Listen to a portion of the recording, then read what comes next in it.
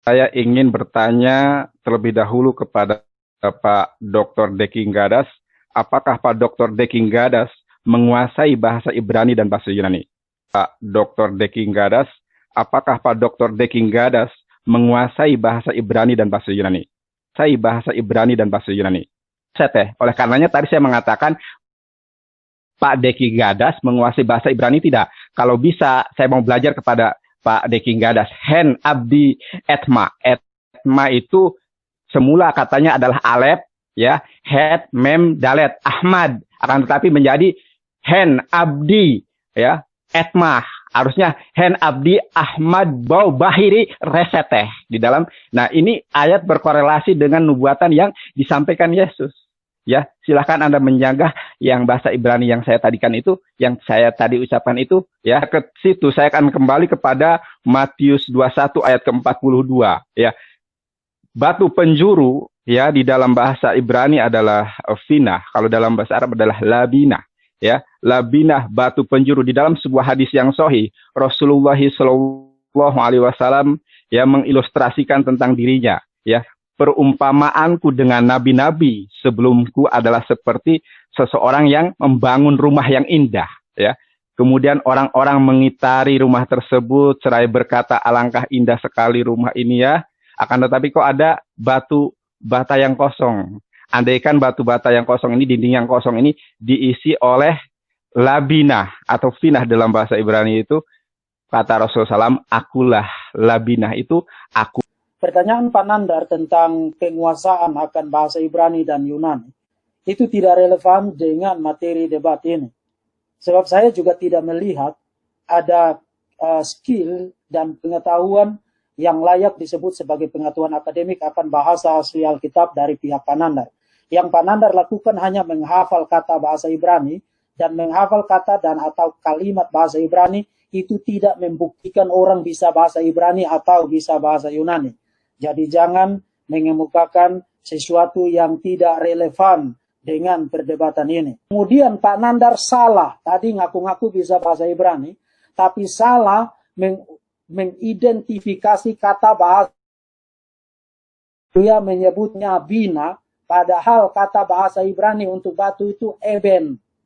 Dan karena kata bahasa Ibrani untuk batu itu eben, dan kata bahasa Ibrani untuk anak itu adalah ben, maka Yesus di dalam Matius pasal 21 ayat 42 menggunakan permainan kata berdasarkan kemiripan bunyi antara ben dan eben untuk mengkaitkan batu itu dengan anak yang diutus oleh bapaknya namun ditolak bahkan dibunuh oleh para penggarap kebun anggur yang jahat itu.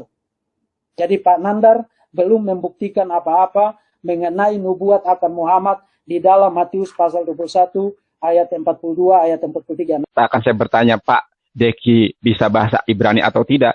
Saya ingin mengkaji di dalam Injil Matius, di situ tertulis di dalam bahasa Ibrani, hen, lihatlah, abdi, hambaku, ya, Ahmad.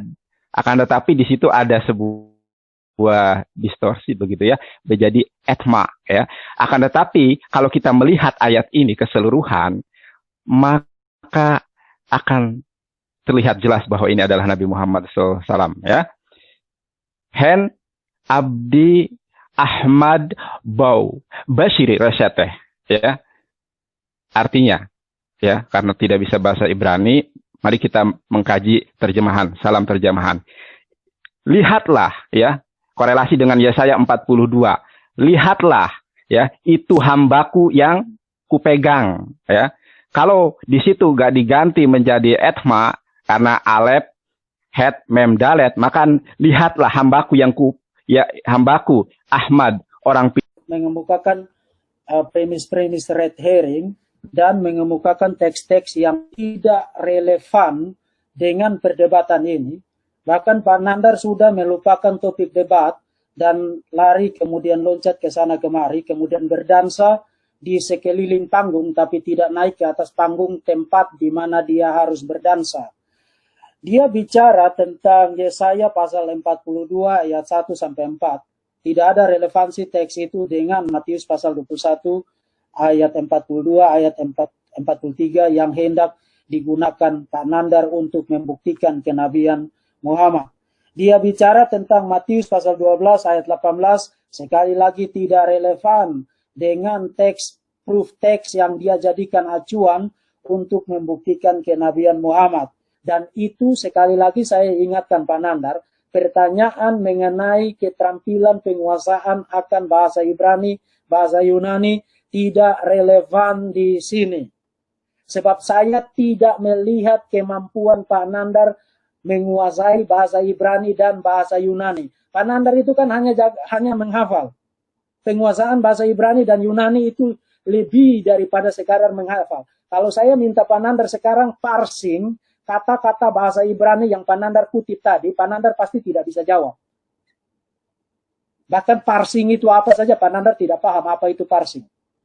Jadi sekali lagi kembali ke topik debat kita dan buktikan bahwa Muhammad dinubuatkan di dalam teks itu. Sebab sejauh ini Pak Nandar belum membuktikan apapun bahwa Matius pasal 21 ayat 42 ayat 43 mengandung nubuat mengenai Muhammad. Malah sebaliknya Pak Nandar berdansa ke sana kemari, bergoyang ke sana kemari, lalu menabrak dan bertentangan dengan parameter-parameter acuan argumentatif untuk membangun case mencari nubuat mengenai Muhammad di dalam Alkitab.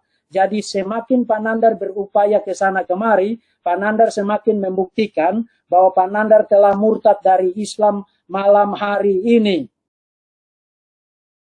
Soal bahasa Ibrani dan bahasa Yunani, Pak Nandar bisa ikut kelas saya, karena saya juga mengajar bahasa Ibrani dan bahasa Yunani. Tapi itu tidak relevan. Yang Pak Nandar lakukan itu hanya menghafal, tapi tidak memperlihatkan pengetahuan akan gramatikal bahasa Ibrani dan bahasa Yunani.